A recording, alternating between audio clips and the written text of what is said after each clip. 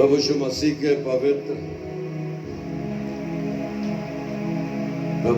के पवित्र नाम में आप सबों का हार्दिक स्वागत है, अभिनंदन है।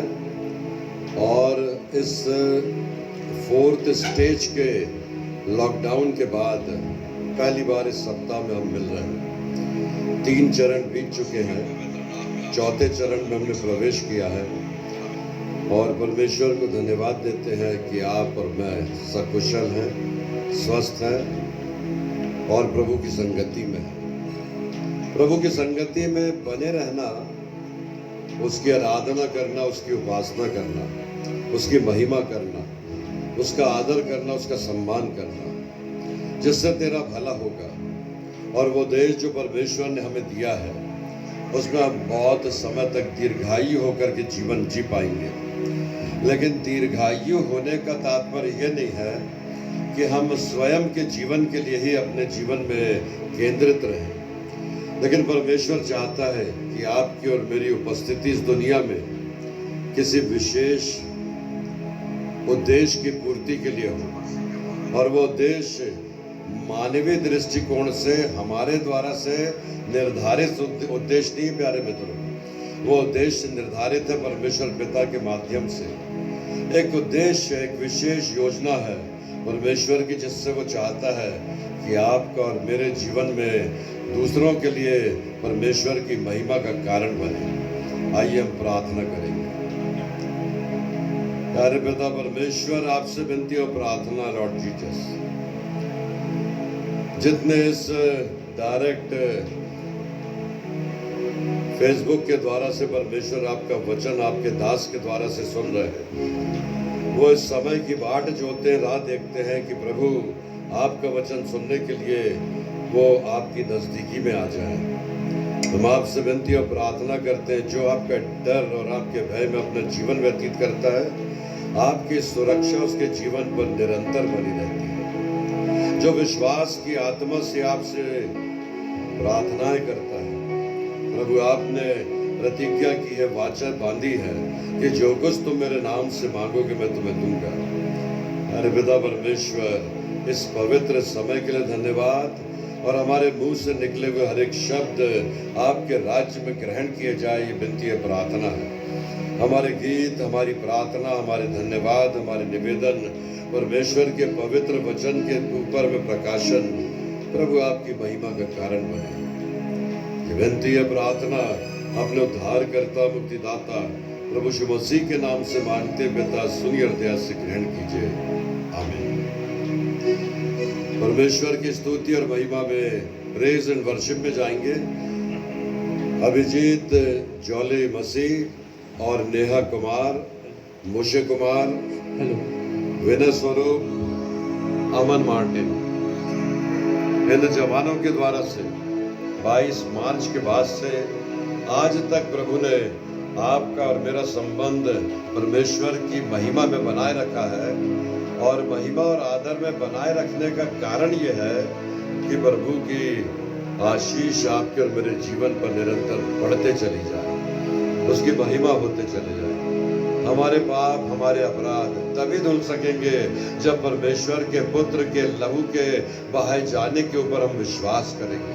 वो हमारे पाप जो हम मन, वचन और कर्म के द्वारा से करते हैं, वो हमारे पाप जो हम बड़ी घृणा के द्वारा से करते हैं, वो परंपरागत पाप जो आदम और हवा के बाद हमें मिला है, हमारे पाप धुल सकेंगे केवल मसीह के द्वारा।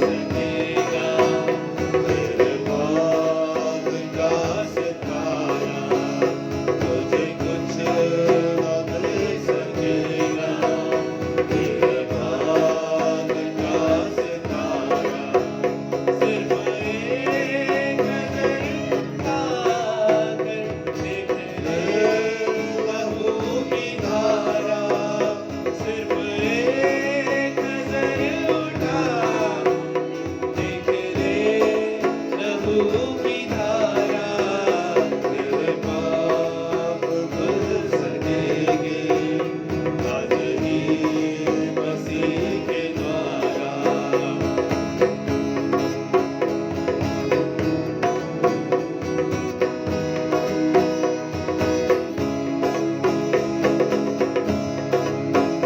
प्रभु की सलीब है जो तेरी प्यास बुझा सकेगी, प्रभु की सलीब है जो तेरी प्यास बुझा सकेगी, तेरे दिल की हर मुसीबत वही तुझसे छीन लेगी, तेरे दिल की हर मुसीबत वही तुझसे छीन लेगी, तू खुशी में साथ देगी नए जीवन का किनारा, तू खुशी में साथ देगी नए जीवन का किनारा, सिर्फ एक नजर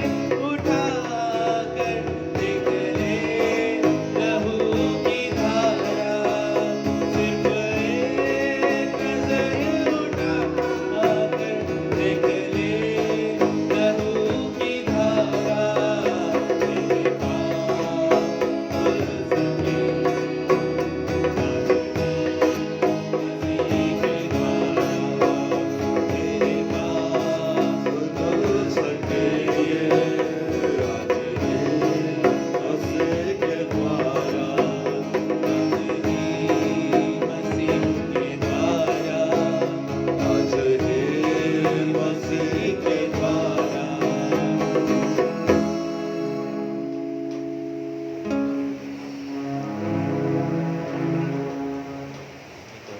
जब हम उसके पास आते हैं, उसने प्रतिज्ञा किया है कि हमारी हर प्रार्थना को सुनने के लिए प्रभु यीशु मसीह हमारे साथ है। उसके नाम से मांगी गई मुरादें निश्चय ही परमेश्वर पिता पूर्ण करेगा, और इन दिनों में हमारी कोई भी प्रार्थना न खाली गई है न खाली जाएगी।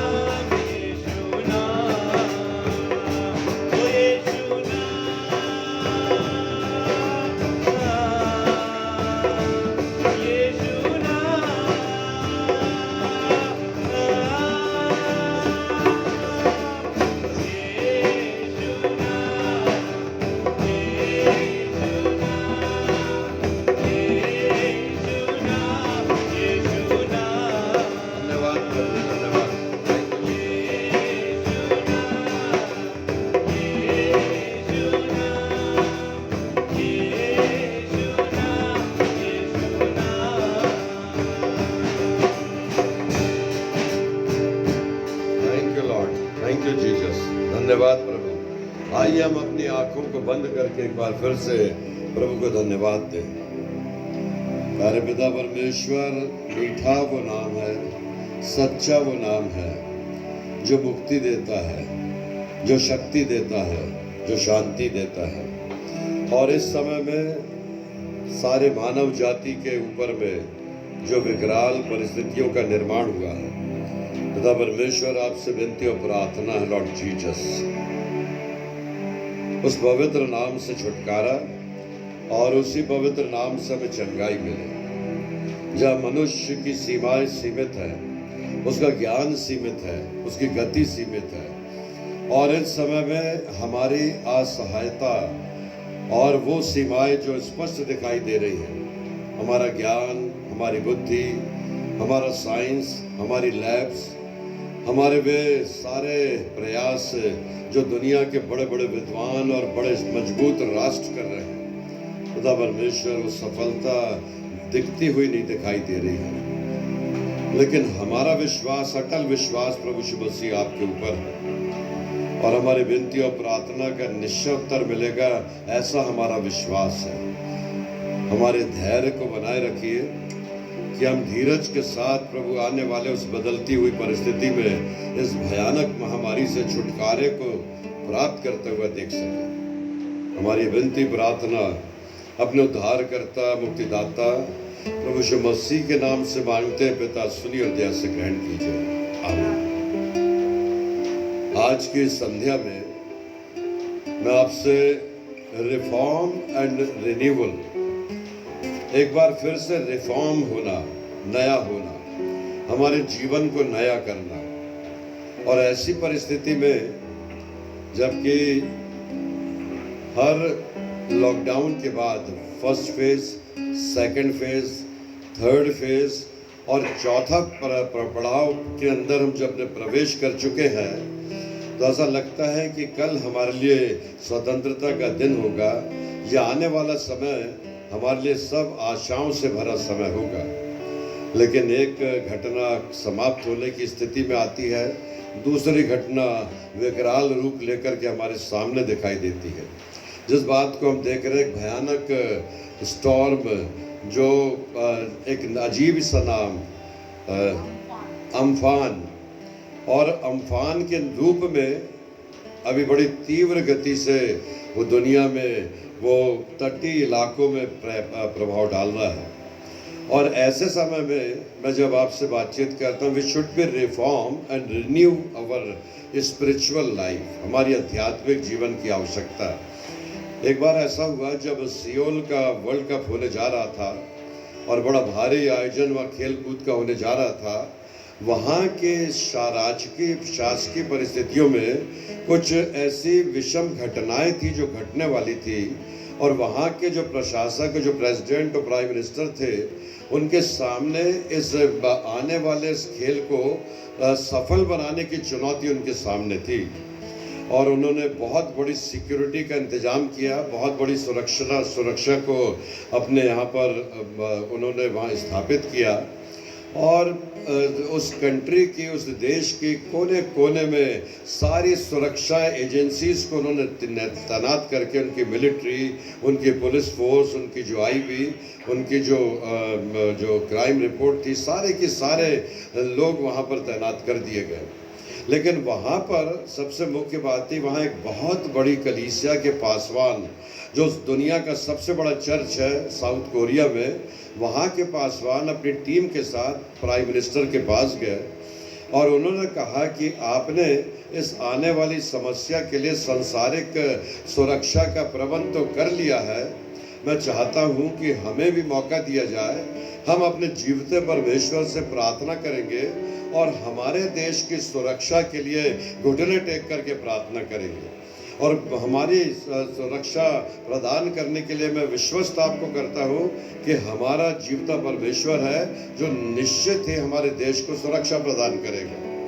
प्रभु में प्रिय विश्वासियों, उस समय जैसे जैसे बीता, वो खेल का आयोजन जो सियोल में होना था वहाँ हुआ, और बहुत अच्छी रीति से सफलता के साथ वहाँ पर सब प्रकार की सुरक्षा के अंतर्गत वो खेल का आयोजन हुआ और वो सफल रहा। जब सब कुछ हो गया तो वहाँ के प्राइम मिनिस्टर ने सारी एजेंसीज को बुला करके और सारे लोगों को धन्यवाद ज्ञापन प्रेषित करने के लिए उन्हें आमंत्रित किया।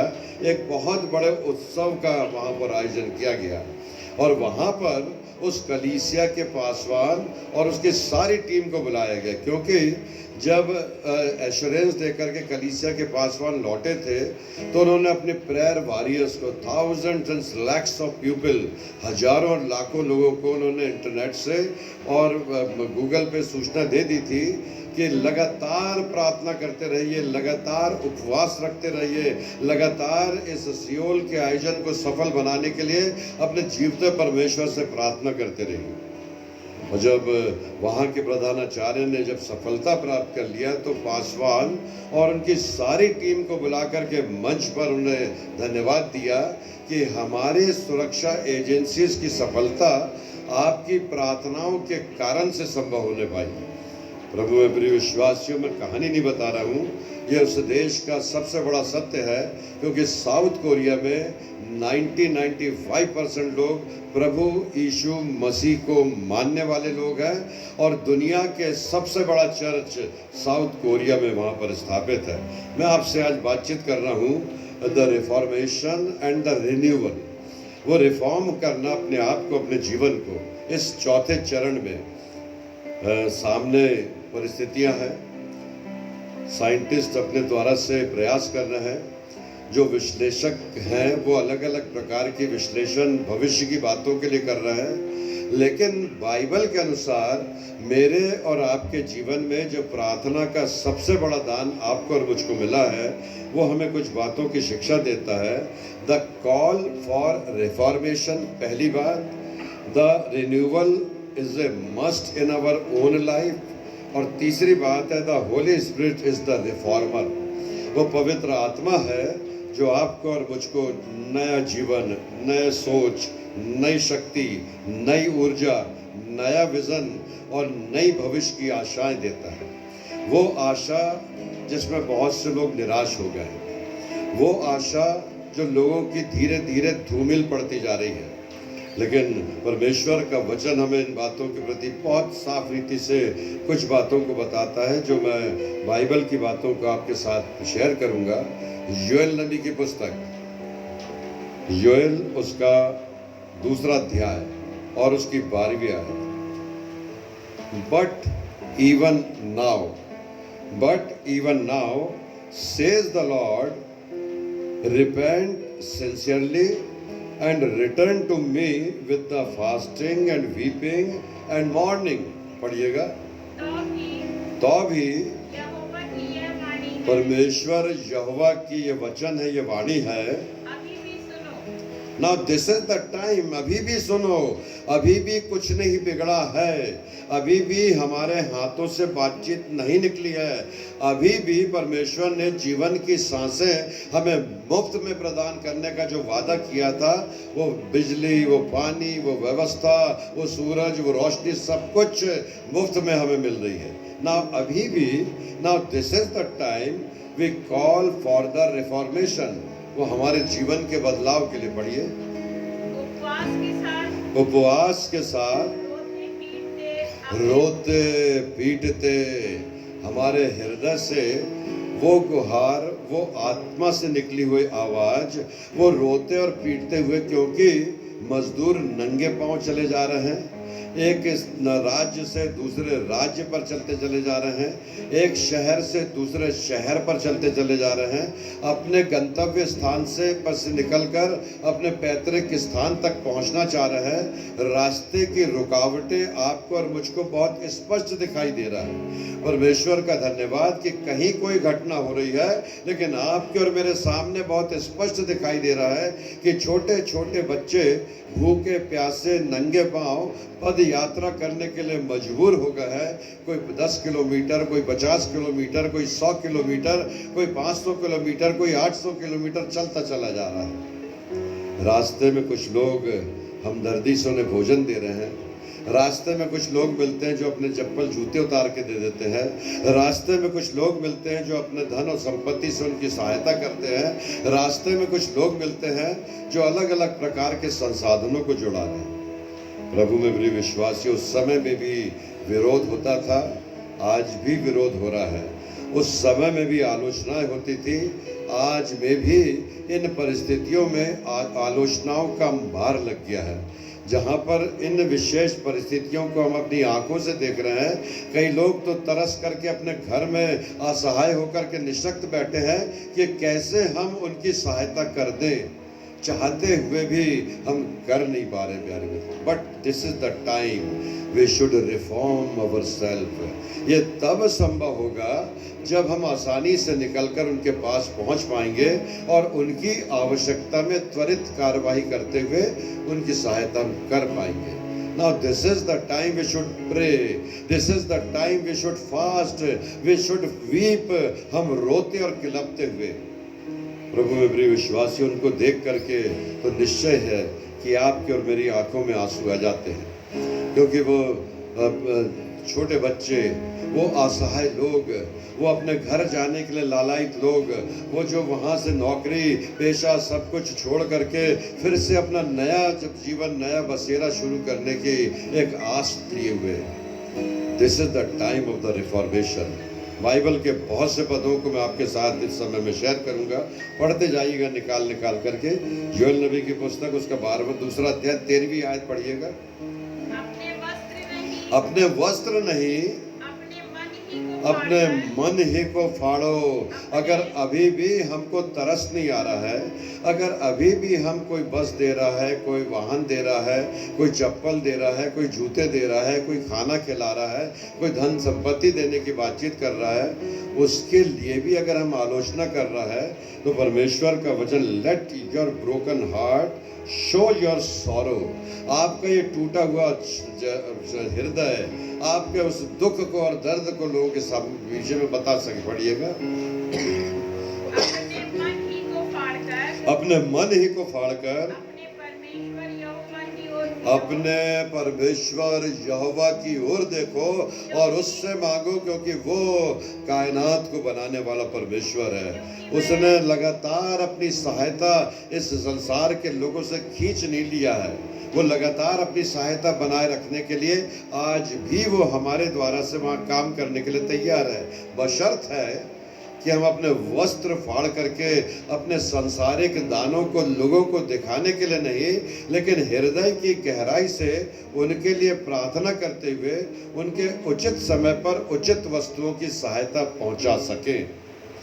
लाखों और करोड़ों की बातचीत हम सुन रहे हैं कि इतने हमको बहुत से संसाधन है जो कि सरकार के द्वारा से प्राप्त हो रहे हैं। हमारे देश की सूची उन देशों की सूची में है जहां पर फिर से आर्थिक मंदी को दूर करने के लिए, फिर से लोगों को खड़ा करने के लिए अपनी सहायता दे।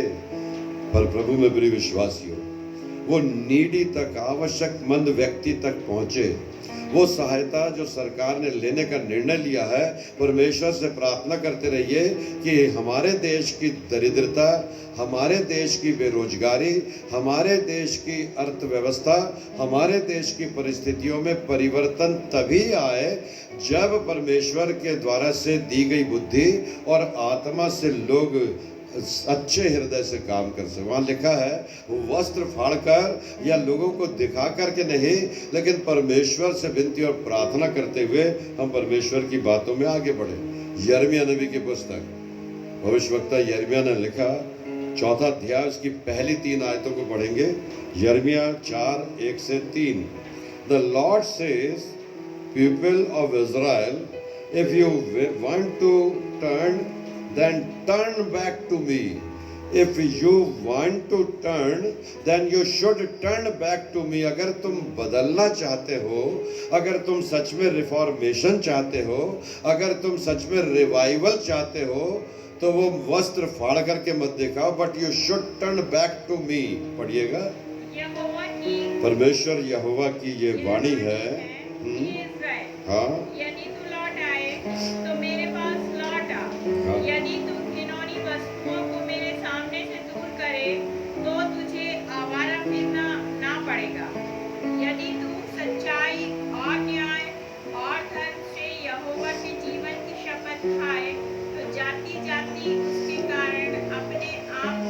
तीन बातें प्यारे मित्रों, अगर तू न्याय, धर्म और सच्चाई, न्याय संगत बातें, निर्णय हो तो न्याय संगत हो, अगर लोगों की सेवा हो तो धर्म से हो।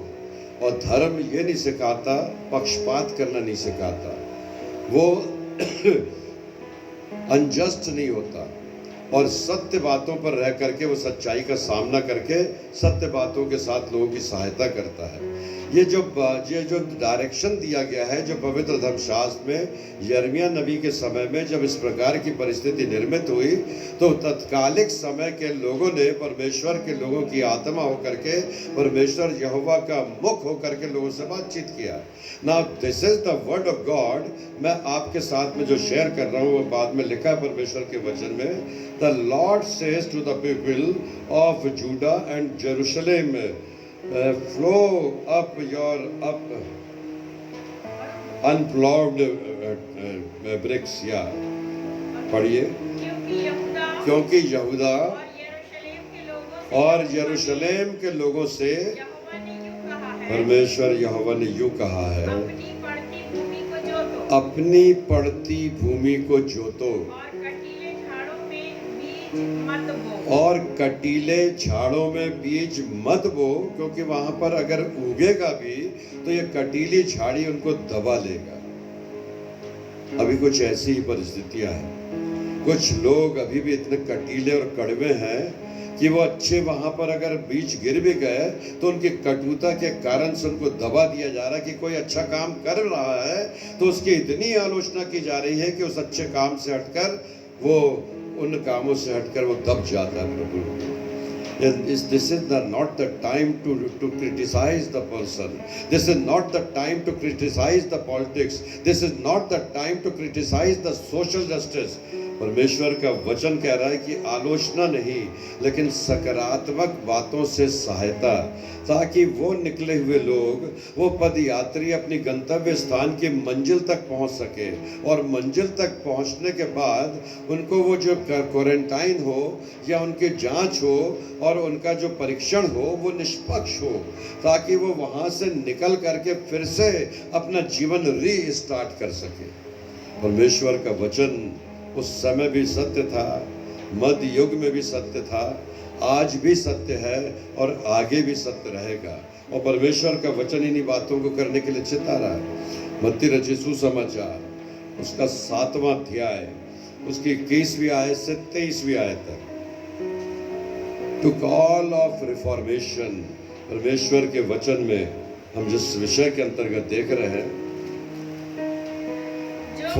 फॉर फ्रॉम द इनसाइड, जो कुछ से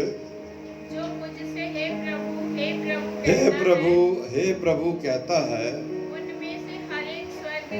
उनमें से हर एक सोशल जस्टिस करने वाला, वो धार्मिक अगुवा या धर्म के वस्त्र पहन करके अपने आप को धर्म की बातों के ठेकेदारी बताने वाला, हे प्रभु कहने वाला हर एक व्यक्ति परमेश्वर के राज्य में प्रवेश नहीं कर पाएगा। उसका कारण ये है कि मुंह से कुछ बोल रहे हैं लेकिन कर्मों से कुछ कर रहे हैं। कथनी और करनी में जमीन और आसमान का अंतर, प्यारे मित्रों, कि लोगों को दिखाने के लिए काम करना या लोगों की सुरक्षा के लिए और उनकी समस्याओं से ओवरकम करने के लिए सहायता करना, वह साफ अलग अलग बातें हैं। पढ़िएगा, परंतु वही जो मेरे स्वर्गीय पिता की इच्छा पर चलता है, वो जो मेरे परमेश्वर यहोवा के स्वर्गीय पिता की द विल ऑफ गॉड, उसकी इच्छा पर चल करके इन समस्याओं की परिस्थितियों से लोगों को निकालना और खुद को बचाना और दूसरों को भी बचाना। आगे भी पढ़िए। उस दिन किस दिन? जिस दिन जस्टिफिकेशन होगा, जिस दिन न्याय होगा। न्याय के दिन बाइबल में 2 प्रकार की भीड़ बताई गई है, एक दाहिनी ओर होगी और एक बाईं ओर होगी। दाहिनी ओर वालों से जब वो कहेगा, हे मेरे पिता के धन्य लोगों मेरे पास आओ, क्योंकि तुमने भलाई की है और तुम्हें स्वर्ग के सिंहासन और स्वर्ग के राज में प्रवेश मिलेगा, तब वो बड़े अचरज से पूछेंगे, हे प्रभु हमने कब भला काम कर दिया? हमने ऐसा कौन सा अच्छा काम कर दिया जो आप हमें स्वर्ग के उस पवित्र स्थान में हमें समय दे रहे हैं? बाईं ओर बोलने वालों से कहेगा, मेरे पिता के भ्रष्ट लोगों, जब तुमको समय मिला तब तुमने भ्रष्टाचार किया, तुमने अत्याचार किया, तुमने अनजस्ट किया, तुम सच्चाई पर नहीं चले, तुमने जब मौका मिला तो उस मौके से चूक गए। तब सिंहासन पे बैठा हुआ विराजमान न्यायकर्ता कहेगा कि जब मैं भूखा था तुमने खाने को दिया, जब मैं प्यासा था तुमने पानी पिलाया, जब मैं नंगा था तब तुमने कपड़े पहनाए, जब मैं बंदी गृह में था तब तुम मुझसे मिलने आए, जब मेरे पाँव में जूती नहीं थे तब तुमने मेरे पाँव में जूती पहनाए। एक छोटा सा काम भी परमेश्वर के राज्य में सर्वोपरि स्थान पाएगा। द व्यवहारिक क्रिश्चियन टीचिंग, व्यवहारिक मसीह पक्ष ये है कि इन बातों के साथ हम आगे बढ़े। यिर्मयाह नबी की पुस्तक उसका 8वां अध्याय और उसकी 30वीं आयत को निकाल कर पढ़ेंगे। यिर्मयाह 8 उसका 20वां पद, 20 वर्स।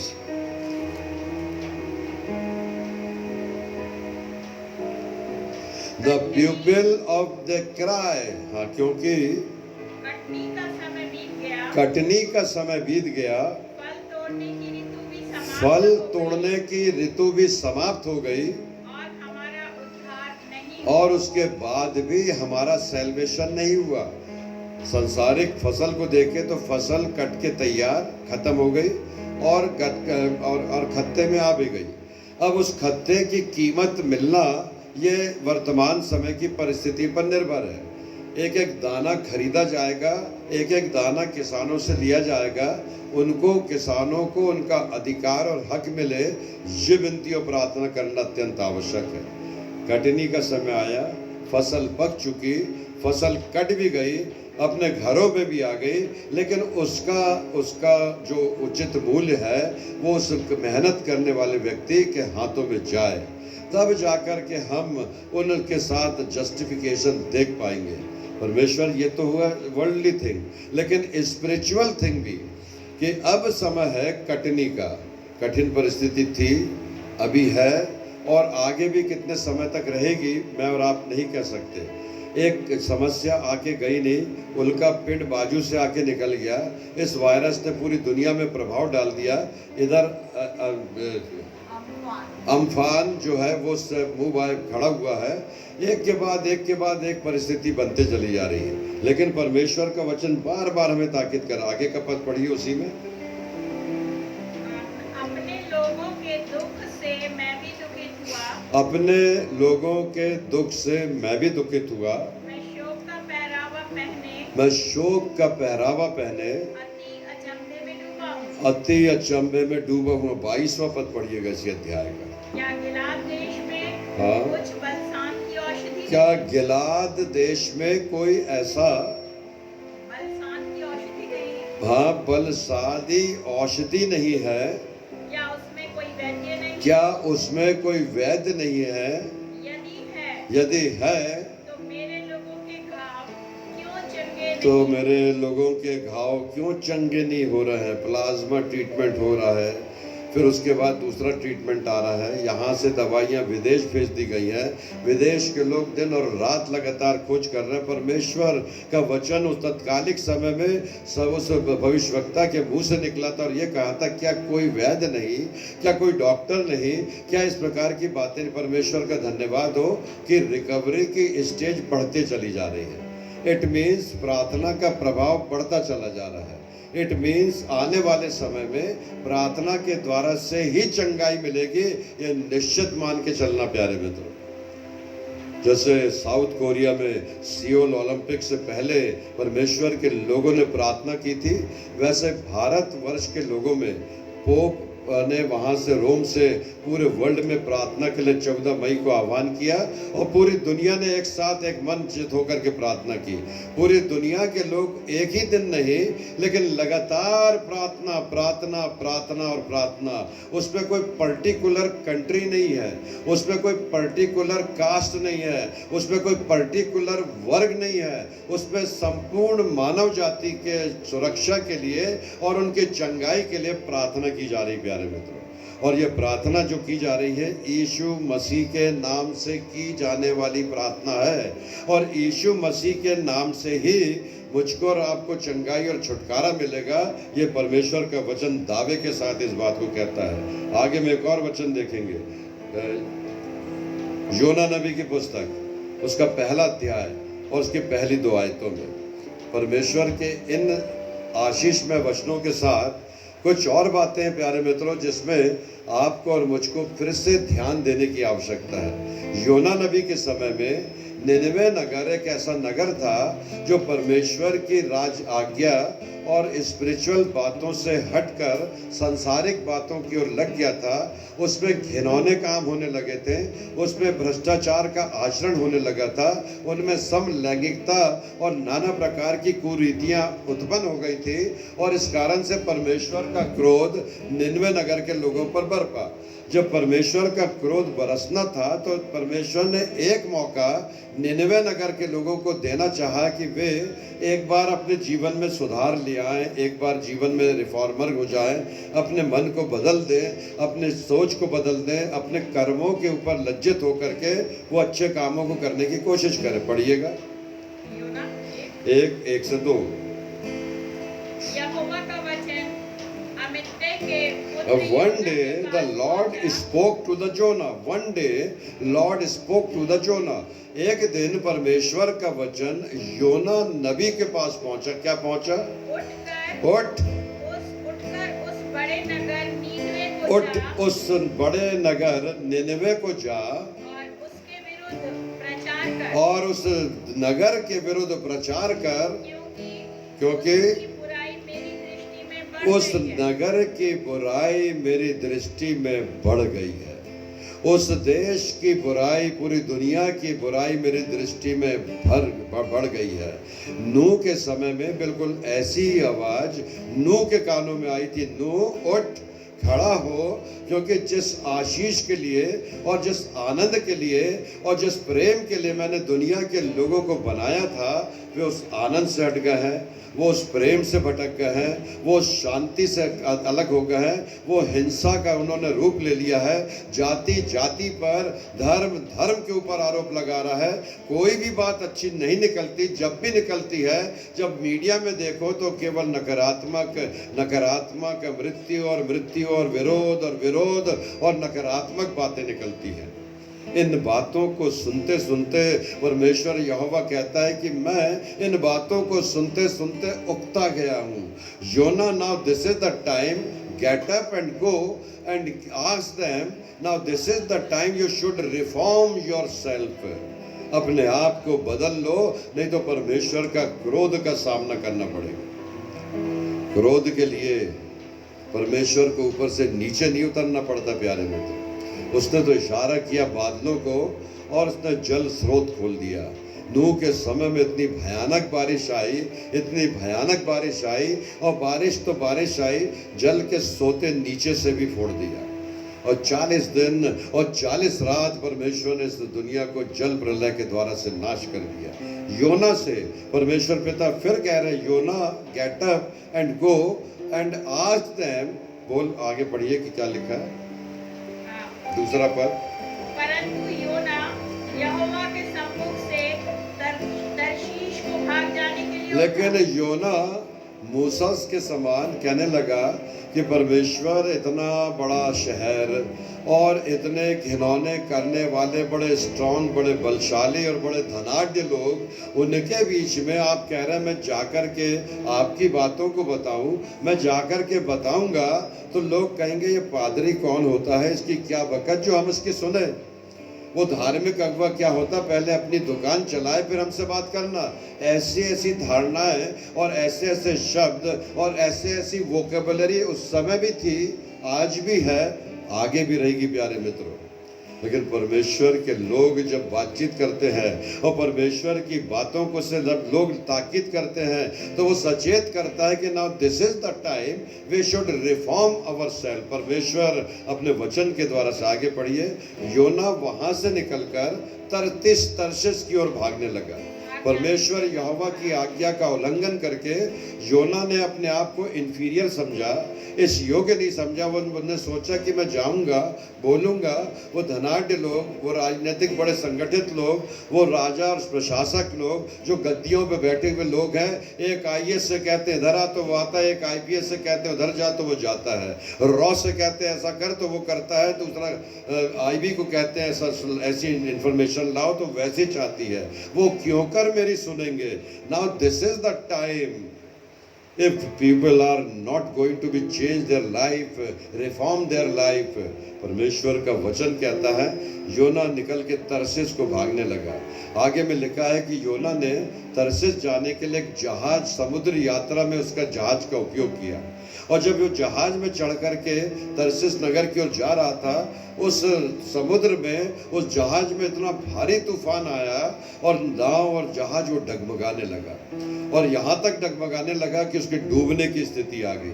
वचन में लिखा है, परमेश्वर के वचन में, उस नाव पर जो नाविक थे और जो लोग सवार थे उन्होंने कहा, शकुन वाचना शुरू करें, देखें कि हमारे बीच में कोई ऐसा व्यक्ति तो नहीं है या हमारे जहाज में कोई ऐसा कारण तो नहीं है कि हम इस बुराई, इस भयानक तूफान के कारण से कहीं समाप्त ना हो जाए।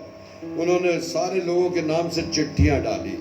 प्रभु में प्रिय विश्वासी, उस समय भी करते थे लोग, आज भी कई लोग चिट्ठियां डालते हैं, निकालते हैं कि कहीं कि कौन किस प्रकार का व्यक्ति है, कौन नसूड़ी है, कौन कई प्रकार के शब्द लोग उपयोग में लाते हैं। और जैसे चिट्ठी निकली तो योना का नाम निकला, क्योंकि योना जहाज के निचले सतह पर आराम से सो रहा था। जब योना का नाम निकला और वो जहाज के जो नाविक थे, जो यात्री थे, उन्होंने वो चिट्ठी निकाला था, उन्होंने ढूंढ करके योना को उठाया और बोला, योना तेरे कारण से ये तूफान आ रहा है और तेरे कारण से ये जहाज डूबने की स्थिति में आ गई है, इसलिए हम तुझको यहाँ से बाहर फेंकते हैं और हम अपने जहाज को बचाएंगे। प्रभु में प्रिय विश्वासियों, कौन उस तूफान के लिए जिम्मेदार है? कौन उस जहाज के डूबने और बचाने के लिए जिम्मेदार है? ये चिट्ठियां डालने का समय हो सकता है या पॉइंट आउट करने का समय हो सकता है। उन्होंने योना को उठाया और उठा करके समुद्र में फेंक दिया। जब उसे समुद्र में फेंक दिया तो योना के विषय में लिखा है कि विशाल मछली ने योना को तुरंत उस समुद्र में, जब वो फेंका गया तो उसको निगल ली, और योना मछली के पेट में 3 दिन और 3 रात जीवित रहा। क्योंकि परमेश्वर ने एक विशेष टास्क था, एक जिम्मेदारी थी जो योना को तत्कालिक समय में दी थी, और कहा था, योना निनवे नगर को जा और उन लोगों को जाकर के ताकीद कर और उनसे कहे, उनसे मनादी करा कि अपने अपने चाल चलन से बदलो, अपने जीवन को सुधारो, परमेश्वर की इच्छा के अनुसार मनुष्य को जो काम करने हैं वो करो। तुम अनैतिकता और अधार्मिकता के कामों को छोड़कर, उन तमाम गंदी आदतों को छोड़कर परमेश्वर की ओर उन्मुख हो। वचन में लिखा है, प्रभु में प्रिय विश्वासियों, योना नबी की पुस्तक उसका पहले 2 अध्याय में, पहले अध्याय के 3 अध्याय के 3 और 4 पद को पढ़िएगा। तब योना यहोवा के वचन के अनुसार निनवे को गया। कब गया? जब इस मछली ने 3 दिन के बाद योना को वापस समुद्री सतह से निकलकर जमीन के ऊपर उगल दी, और जब उसने उगल दी तो जो योना उस समय जीवित था, वो उठा और देखा आसपास कि पूरे समुद्र के किनारे के तट पर मैं पड़ा हुआ हूँ। उसने देखा कि वो मछली के पेट में 3 दिन तक जीवित रहा। जीवित रहने के कारण से उसको फिर बाहर की सभावा का उसे आनंद मिला, लॉकडाउन से पेट से निकला, और तब उसको याद आया कि परमेश्वर ने मुझे निनवे नगर को भेजा था। मैं वहाँ से निकलकर तरसीस को भाग रहा था, वहाँ से भागते भागते कैसी स्थिति बनी, लेकिन इसके बाद भी मैं मरा नहीं, जीवित हूँ। It means the something of the special task is there, the special object is there. I should be perform the duty of the Almighty God. और तब योना ने निकल के निर्णय लिया कि अब मैं वापस निनवे नगर को जाऊंगा और जाके वहाँ के राजा और लोगों से बोलूँगा कि अपनी अपनी आदतों को बदलो और अपने जीवन में परिवर्तन लाओ, क्योंकि परमेश्वर चाहता है कि निनवे नगर के लोग बदल जाएं। पढ़िएगा 5वां और 6वां पद।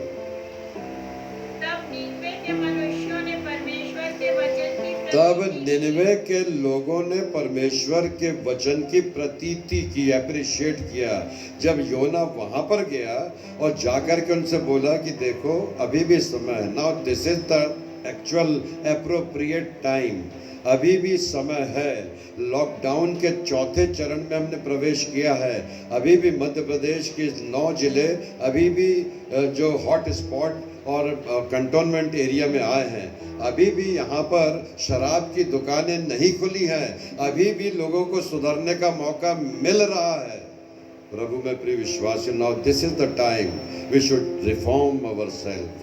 Now this is the time we should renew ourselves.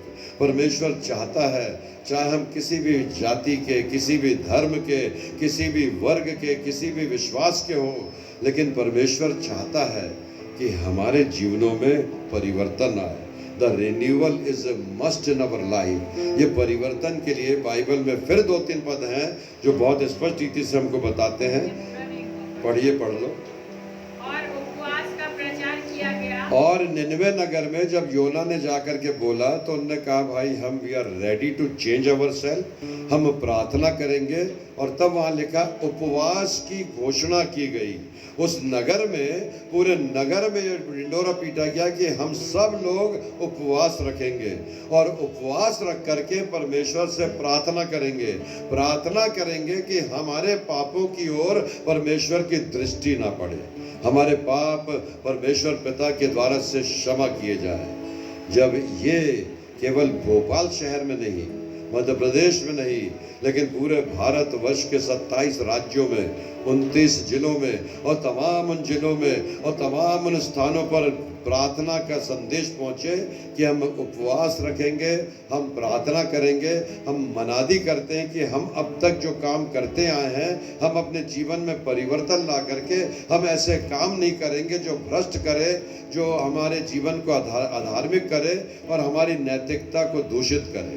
परमेश्वर का वचन बहुत साफ कहता है। उस निनवे नगर में योना के द्वारा से रिफॉर्मेशन हुआ, परिवर्तन आया और तब उनके जीवन का परिवर्तन दिखाई दिया। आगे के पदों को देखें। पौलुस ने रोम की मंडली को, जो रोम के लोग थे, उनको चिट्ठी लिखा। पूरी दुनिया में प्रथम शताब्दी से 15वीं शताब्दी तक रोमन कैथोलिक कांग्रीगेशन, रोम से निकली हुई कलीसियाएं, और उस रोम में पतरस प्रीस्ट चेले और पौलुस प्री चेले ने प्रचार का काम आरंभ किया था। रोम से निकल करके नीचे एथेंस तक पूरे यूरोप में परमेश्वर का वचन प्रचारा गया था। क्या लिखा है बताइए, पढ़िएगा। रोमियो 1 उसका 23वां पद।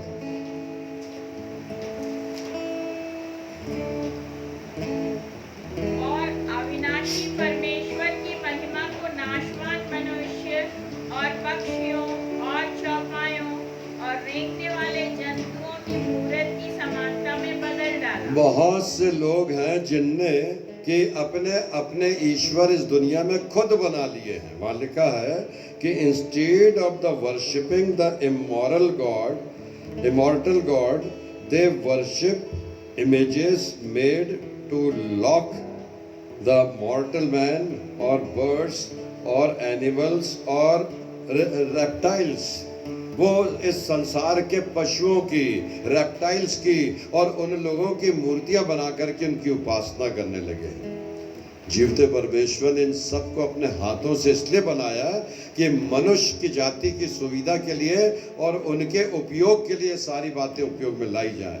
लेकिन मनुष्य ने तो इनकी ही उपासना शुरू कर दिया। प्यारे मित्रों, चांद और तारे परमेश्वर ने इसलिए बनाया कि वो हमें रोशनी दे। सूरज उसने इसलिए बनाया कि वो हमें रोशनी दे, दिन के प्रकाश में हम अपने अच्छे अच्छे कामों को कर सके। 20वां पद से पढ़ना शुरू कीजिएगा। पौलुस ने रोम की मंडली को चेताना शुरू करा। पढ़िएगा। उसके अनदेखे गुण अर्थात उसकी सनातन सामर्थ, उसके अनदेखे गुण, उसकी सनातन सामर्थ और परमेश्वरत्व, हाँ, जगत की सृष्टि से पहले से उसके हाथ के द्वारा से बनाए गए। ये सूरज और चांद और दुनिया और स्वर्ग और पृथ्वी सब कुछ परमेश्वर ने बनाया, और इसलिए बनाया कि सारे मनुष्यों का उन बातों पर अधिकार हो, मनुष्य उनके सामने घुटने ना टेके, मनुष्य उसके सामने घुटने टेके जिसने उन्हें कायनात को बनाया है, जिसने आपको और मुझको बनाया है, जिसने आपको और मुझको ये जीवन दिया है। वो चाहता है ये जीवन की सांसें जो हमारे नथनों में चल रही है, परमेश्वर की भलाइयों के कारण से उसकी उपासना और आराधना में हमारा समय बीते। 29वां और 30वां पद पढ़िएगा फिर से।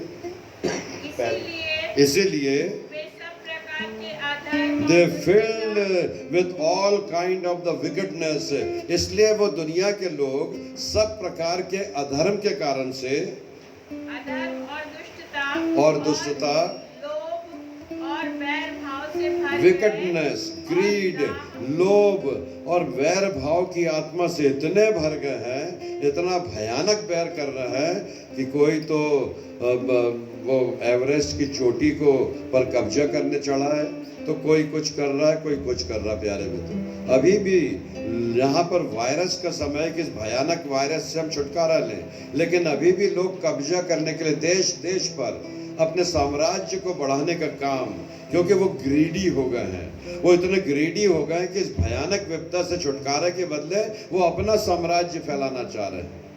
प्रभु में प्रिय विश्वासियों, परमाणु बम के बनने के बाद परमाणु बम के सौदे होने लगे हैं। 150 बम है और चाहते हैं कि कोई इन बमों को खरीद ले ताकि हमारे देश की अर्थव्यवस्था अच्छी हो जाए। Now this is the practical time of the to see the actual situation। ये हमारे लिए व्यवहारिक पक्ष है कि कौन सा देश किस प्रकार की गतिविधि कर रहा है। इस समस्या से जूझने के बदले वो अभी भी विनाश की ओर आगे बढ़ता चला जा रहा है। इसलिए बढ़ता चला जा रहा है क्योंकि संसार की तमाम बातों से वो सेल्फ सेंटर्ड हो गया। 30वां पद पढ़िएगा। हाँ पढ़िए 29 से 30वां। और डाह और हत्या और झगड़े और छल और कौन सी और ईर्ष्या से इतने भरपूर हो गए हैं कि दूसरों की उन्नति अपने जीवन में सहन ही नहीं कर पाते हैं। अगर कोई राजनीतिक वजूद में कोई आगे बढ़ने लगता है तो व्यक्ति को इतनी ज़्यादा चिंता हो जाती है, ईर्ष्या हो जाती है, लोभ आ जाता है, इतनी चिड़चिड़ाहट हो जाती है कि जैसे प्रसव पीड़ा के समय में एक महिला प्रसव पीड़ा के कारण से पीड़ित होती है ना, उतनी राजनीतिक विद्वेष के कारण से जो जो जो विरोध करने वाले लोगों उनको वैसी ही पीड़ा होती है, ऐसी पीड़ा होती है वो उसको डाइजेस्ट नहीं कर पाते, और डाइजेस्ट ना करने के कारण से वो अनर्गल कामों में आगे बढ़े और फिर उसके बाद ये नहीं सोचते कि इन कामों को करने का अंजाम कैसा होगा, क्योंकि उनकी सांसारिक आंखें पूरी रीति से बंद हो गई हैं, वो आध्यात्मिक आंखें बंद हो गई हैं, वो पूरी रीति से अपने सेल्फ सेंटर्ड होकर के अपने जीवन में उन्नति और बढ़ना चाह रहे हैं। परमेश्वर का वचन अभी भी कह रहा है, we should be reform our self, we should be renew our self, we should be reform the spirit of the Lord. परमेश्वर चाहता है कि हम अपने द्वारा से 30वां पद पढ़िएगा। बदनाम करने वाले, परमेश्वर से घृणा करने वाले, दूसरों का अनादर करने वाले, बदनाम करने वाले, परमेश्वर के कामों से घृणा करने वाले, अभिमानी, डींग मार, लोभी, बुरी बातों के बनाने वाले, ऐसी ऐसी युक्ति करने वाले, हाँ, माता पिता की आज्ञा न मानने वाले, ये सब सूचीबद्ध लिखा है पवित्र बाइबल में लिखा है। ऐसे ऐसे काम करने वाले लोग वातावरण को दूषित कर रहे हैं। लोग उस टारगेट पर जिस पर हमको कंसंट्रेट करना चाहिए, जिस कोरोना वायरस से हमको निजात पाना चाहिए, जिस कोरोना वायरस के कारण से प्रभावित लोगों को बचाना चाहिए, छुटकारा देना चाहिए, पहुंचाना चाहिए, उनकी सहायता करना चाहिए, उन कामों से हम अभी भी भटके हुए हैं। परमेश्वर का वचन फिर आपको और मुझको चेता रहा है। रोमियो की पत्री उसका 11वां अध्याय, क्षमा कीजिएगा, लूका रचित सुसमाचार उसका 11वां अध्याय उसकी 42वीं आयत।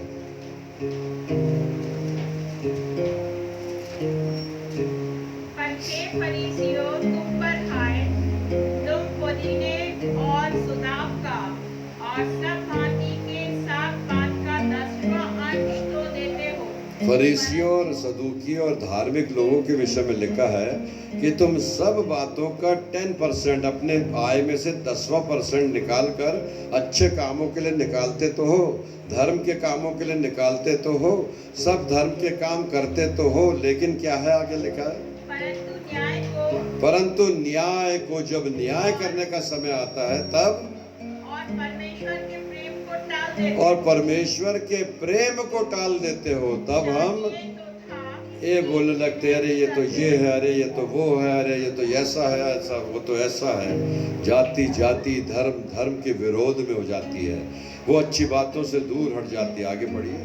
चाहिए तो था, इन्हें भी करते रहते और उन्हें भी ना छोड़ते। और परमेश्वर के वचन में लिखा है वो काम ये भी करते रहते हैं और अच्छे कामों को उसको भी करने की कोशिश करते, दोनों काम साथ में चल रहे हैं। इसलिए परमेश्वर का वचन कह रहा है कि we should reform and renew our self. हमारे जीवन में अभी भी इस 4th स्टेज पर बदलने की आवश्यकता है। इसलिए 30 मई तक और मौका मिला है। परमेश्वर चाह रहा है कि 30 मई तक एक बार फिर हमें सुधरने के लिए जो रास्ते बने हैं, जिसके कारण से 1.5 महीने तक हम अपने आप में संयत रहे, डिसिप्लिन रहे, अनुशासित रहे, और अनुशासित रहते हुए हमने अच्छे अच्छे काम किए, अपने घर को संभाला, अपने घर के आसपास के लोगों को देखा, जितना बन सका जो हमने किया। लेकिन अब वो चाहता है कि जब ये वातावरण खुले तो परमेश्वर के वचन के द्वारा से हम अच्छे काम कर सके। गलातियों 5 उसका 17वां पद पढ़िएगा।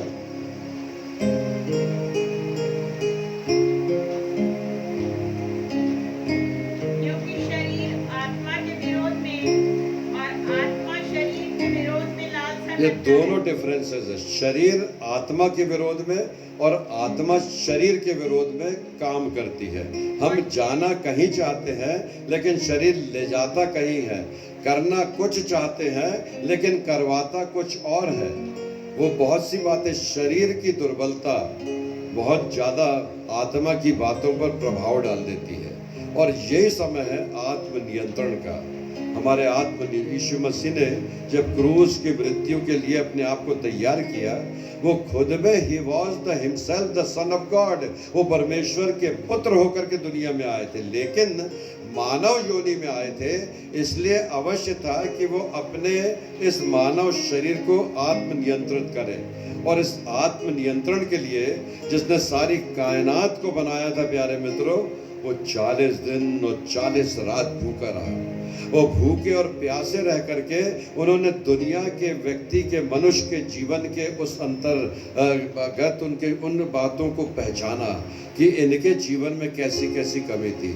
जब लोग रोते थे तो प्रभु यीशु मसीह को रोना आता था, जब लोग हंसते थे तो प्रभु यीशु मसीह उनके साथ खुशी मनाते थे, जब कोई लोग किसी प्रकार का मानवीय प्रभाव पड़ता था, प्रभु के पास भी उसके शरीर पर भी वही प्रभाव पड़ता था।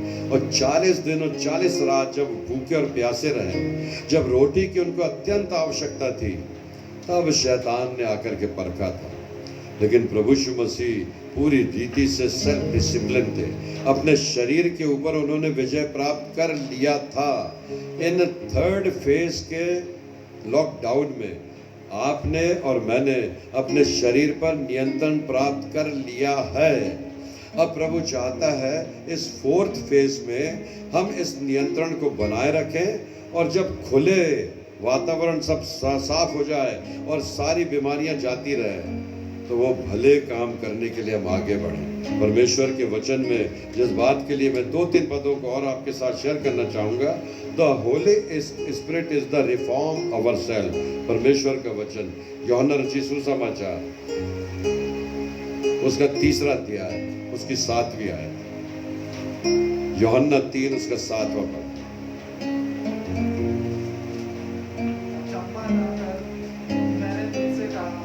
अचम्मा मत कर कि मैंने तुझसे कहा कि तुम्हें नए सिरे से जन्म लेना अवश्य है।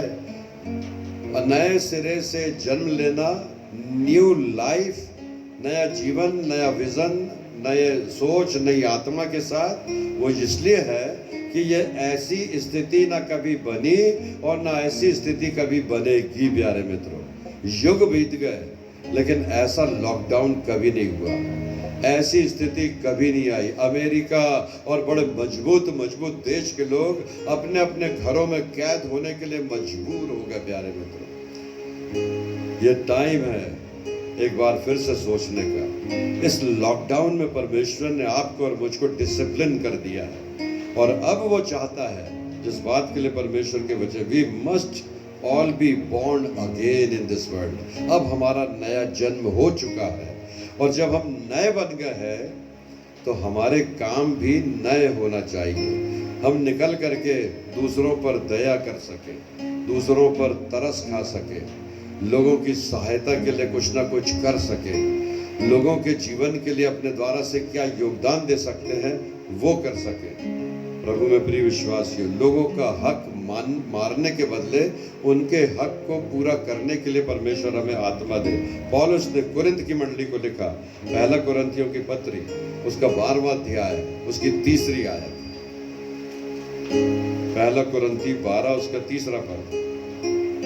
इसीलिए मैं तुम्हें चेतावनी देता हूँ कि जो कोई परमेश्वर की आत्मा की अगुवाई से बोलता है, I want you to know that no one who is the lead by the Lord a spirit can say, जो तुम में अगुवाई करता है, जिस आत्मा से वो बोलता है, क्या लिखा आगे में? वह नहीं कहता हाँ, कि यीशु श्रापित है।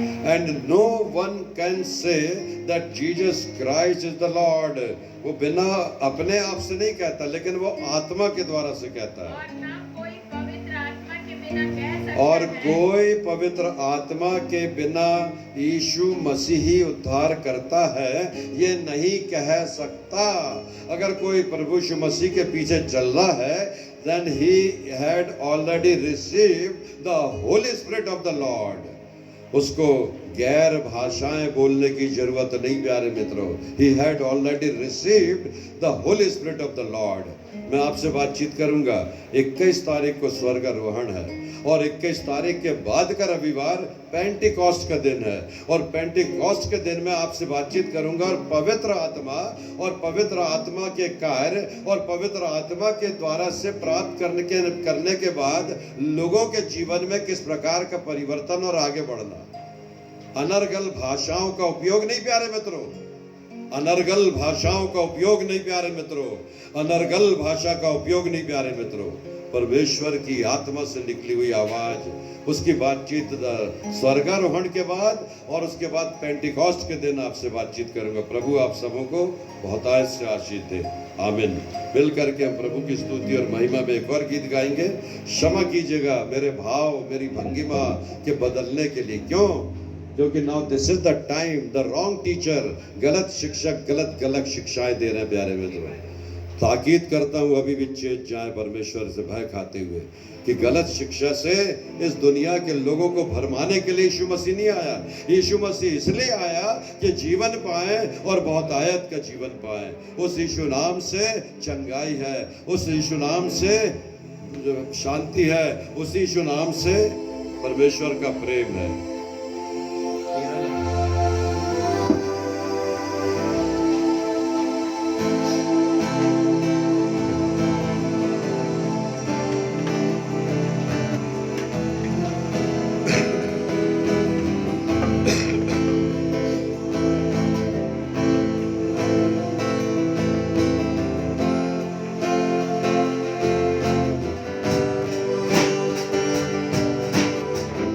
Thank you, Jesus.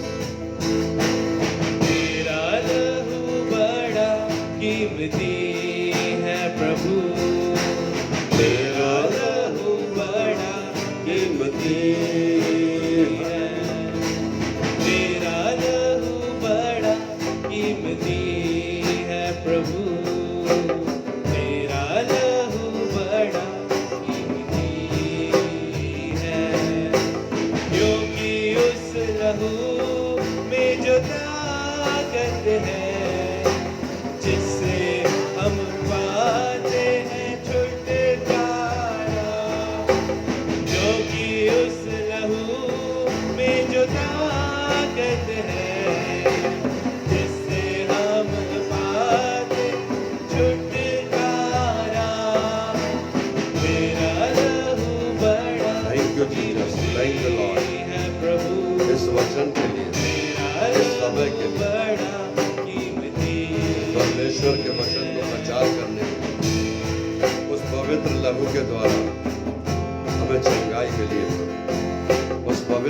आत्मा के द्वारा हम आपके वचन से बात कर पाए। वही आत्मा है जो हमें रास्ते पर चलाती है, वही आत्मा जो छुटकारा देगी इस बीमारी से, इस रोग से, इस कमजोरी से।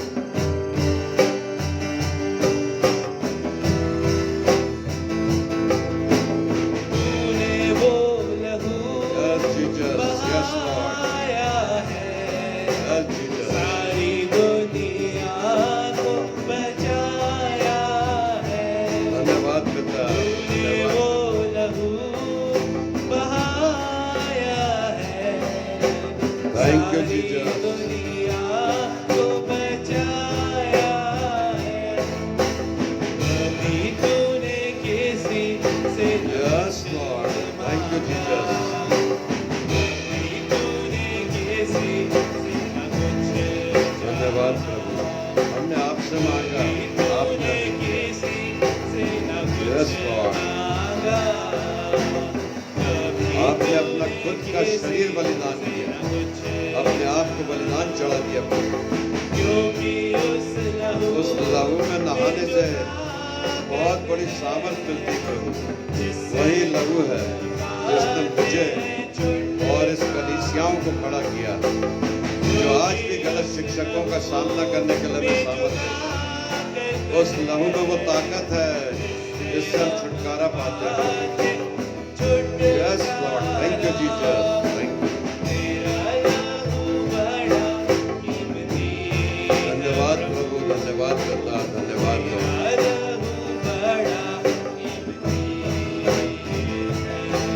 इस लहू की न कोई कीमत चुकाया है, न कोई चुका सकता है। उस पवित्र क्रूस से आज भी लहू की धार बह रही है। जब मनुष्य पाप करता है, जब प्रभु मनुष्य अधर्म करता है, जब मनुष्य चोरी करता है, जब मनुष्य व्यभिचार करता है, जब मनुष्य अनर्गल बातें करता है, जब वो अनजस्ट हो जाता है, अन्याय करता है, तब प्रभु यीशु मसीह के हाथों में वो फिर कील ठोकता है। प्रभु यीशु मसीह के ऊपर फिर थूकता है। प्रभु यीशु मसीह के सिर पर फिर कांटों का ताज रखता है। मनुष्यों के कर्मों से बार बार उसे क्रूस पर चढ़ाया जाता है। This is the time of the reformation. धन्यवाद लॉर्ड, थैंक यू जीसस। आराधना यीशु तुझे, आराधना यीशु की है। ओ आराधना यीशु की है। आराधना यीशु। धन्यवाद, थैंक यू लॉर्ड। जो कहते मैं करूँगा, तेरी राहों पर मैं चलूँगा, तेरे चरणों में ही रहूँगा। यस लॉर्ड, आपके चरणों में चलेंगे। यस, निर्णय हमारा प्रभु। यस जीसस, तेरी राहों पर मैं धन्यवाद प्रभु। तेरे चरणों में ही रहूँगा, मेरे प्यारे यीशु। आराधना यीशु,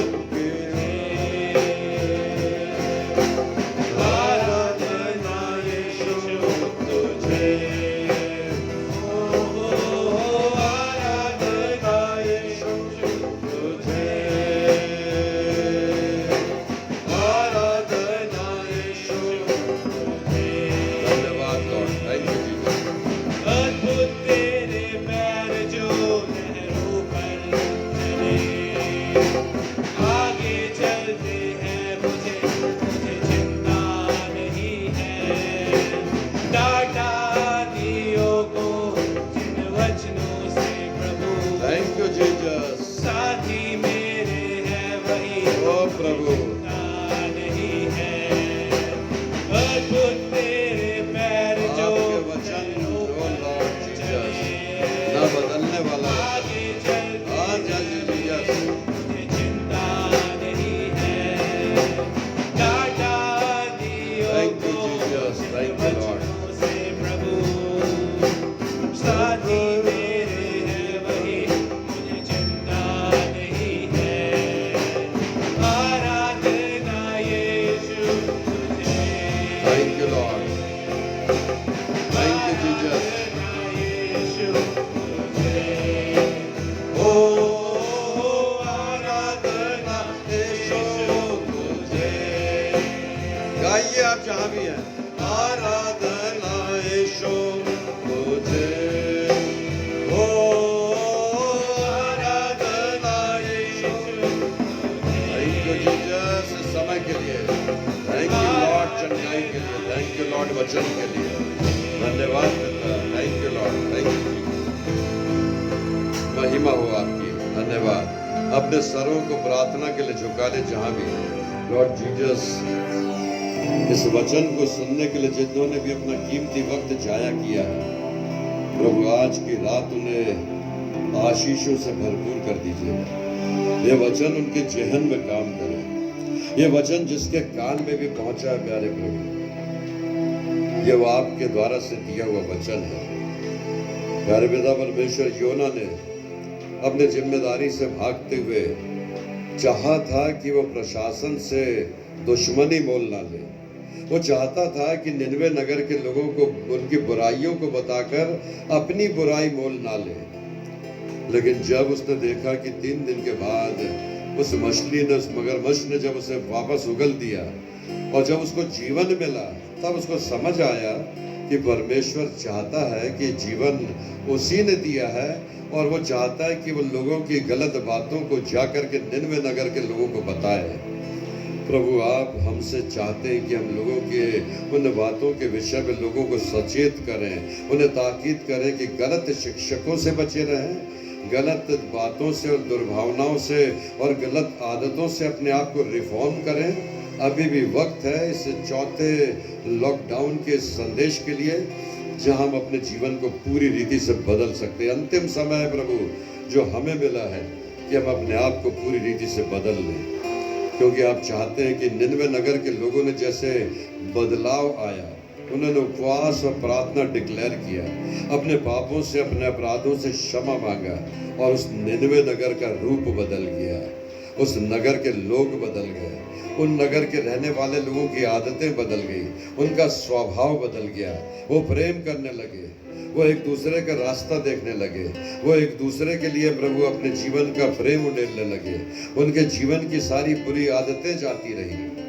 प्रभु, ऐसा ही हम अपने देश में चाहते हैं, ऐसा ही हम अपने शहर में चाहते हैं, ऐसा ही हम अपने प्रदेश में चाहते हैं। प्रभु यीशु मसीह, जो बीमार उन्हें छू के चंगाए, जो मजदूर यात्रा करके अपने घर पहुंचना चाहते हैं, प्रभु रास्ते में सब बुरी बातों को दूर कीजिएगा कि वो सकुशल अपनी मंजिल तक पहुंच सके। उन्हें बस, रेल, पद यात्रा जो भी करना पड़े, आपके स्वर्गदूत इनके आसपास रहे, उन्हें भोजन की कमी ना होने पाए। प्रभु वे सुरक्षित अपने घर तक पहुंचे।